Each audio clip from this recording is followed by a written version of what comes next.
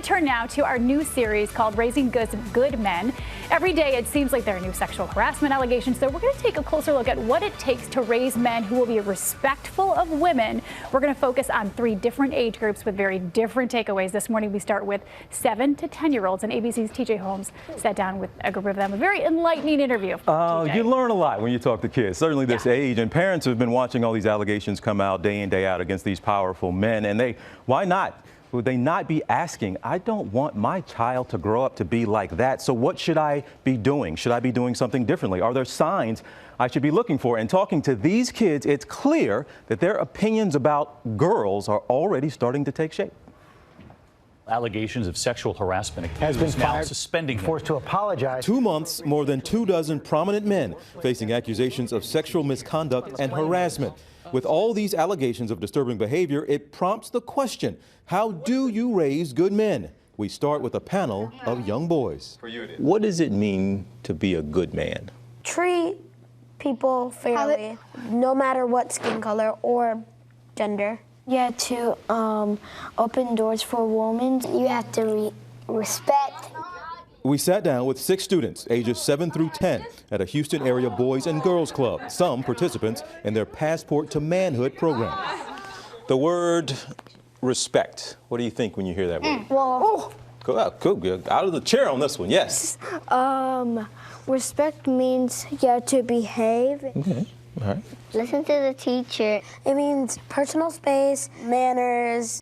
Dr. David Anderson is a child psychologist at New York's Child Mind Institute. Well, when you've got boys this young, it is never too early to start thinking about how you build respect, how you build empathy, and how you build a culture of consent. He traveled with us to Houston, and unbeknownst to our young panelists, their parents and our expert were secretly watching the interview from an adjoining room. Their sons openly sharing with us their views on gender stereotypes. What do you do when someone tells you to man up, be a man? I become tough and I feel strong. They've gotten some of those social messages about being rough and tough and, that girls are frail and those kinds of things. As the boys grow older, we want to give them a much more diverse idea of what it means to be a good person. That it's important to be kind for everybody. That it's important to protect everyone. But even at this age, these young men displaying strong convictions about how they believe they should interact with their female peers. How do you show girls that you respect them? Listening to them and buying them flowers. Say hi to them. Say hi. And by not bumping into them. Keeping personal space. How do you know the boundaries of personal space? You gotta ask first. That statement, says our expert, is key because it shows an age-appropriate understanding of consent and the need to ask for permission. When we think about stages of moral development for groups this age, there's a lot of kind of all or nothing thinking. You're either following the rules or you aren't. And if someone is breaking the rules, this group showed no hesitation in reporting misconduct. I'll tell my mama. I will tell on the teacher. And after 45 minutes, it was time to reveal to our young guests who was watching their interview. They were in the next room. Oh my goodness! Oh. They just heard everything that just happened. No, that can't happen. No. I was overall pretty proud. Did a good job, kid. You never know when you're doing it by yourself, if you're doing a good job. I don't want to take full credit for how respectful he is because my husband has a lot to do with that as well. There are a lot of times that he tells Cooper, open the door for your mother and your sister. Whether it's a female parent or a male parent, it's catching the boys doing the things that you want to make sure they do more of. And that takes being there and having those conversations. Saying I was really proud of how you acted in that moment. With all that's going on in the news, a lot of parents are, maybe even single parents, single mothers, like, how can I raise my child not to end up in that position to be like that? The same principles that we're talking about here, teaching boys to respect other people and to take the perspective of others, they will play into boys' relationships with their partners when they get older. We want them thinking about how comfortable anybody in their social environment might be with what's going on. And it was very interesting to hear, Paula. They find a distinction. I treat girls this way. They're the fairer sex, if you will. But you ask them the toughest person they know, mama. Really? The first thing out of their mouth, the mama. But they're trying to reconcile, how is mama, a female, so tough?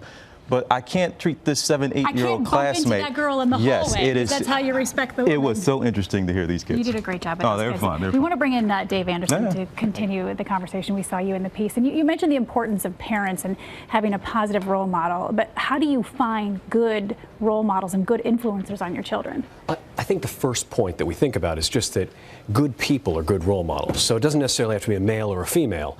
And then I think the boys came up with a lot of interesting answers to that. We had coaches, we had teachers. There's one boy who came up with his barber, which I thought was really great. But we're looking for anybody who can articulate their values and who can really demonstrate those to the boys, modeling good behavior. And we were trying to figure out, Paula, and this was fascinating to me. Yeah. We're thinking you treat a girl this way. You should make sure you give her these boundaries. But you were saying the key is not just to teach that there's a difference. You need to treat a boy and respect his boundaries and his personal space the same as you would a girl. And it just all extends if you treat everybody the same. Absolutely. Like with whatever rules the boys were coming up with, we want to ask them for examples. Examples of people who follow that rule and then examples of people who violate that rule. So if they see a boy who's tough, great.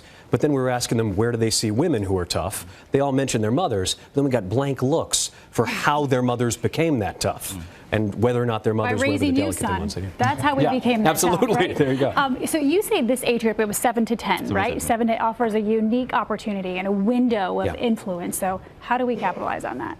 I mean, we know that boys this age are learning things in rules. So that can be to one parent's advantage in the sense the boy learns, I need to brush my teeth before bed every night. But then at the same time, there might be these rules that girls, you can't tell secrets to. That was actually one of the things that came up in Houston. And that's where we want to bring it back to having those conversations openly.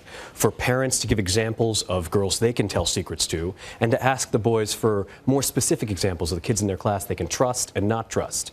That brings in more flexible thinking. And it's okay, this idea of social shaping. I kept saying, is it wrong for us to talk about chivalry? Is it wrong to say, yeah, you should open the doors for women? But you said some of this is social shaping.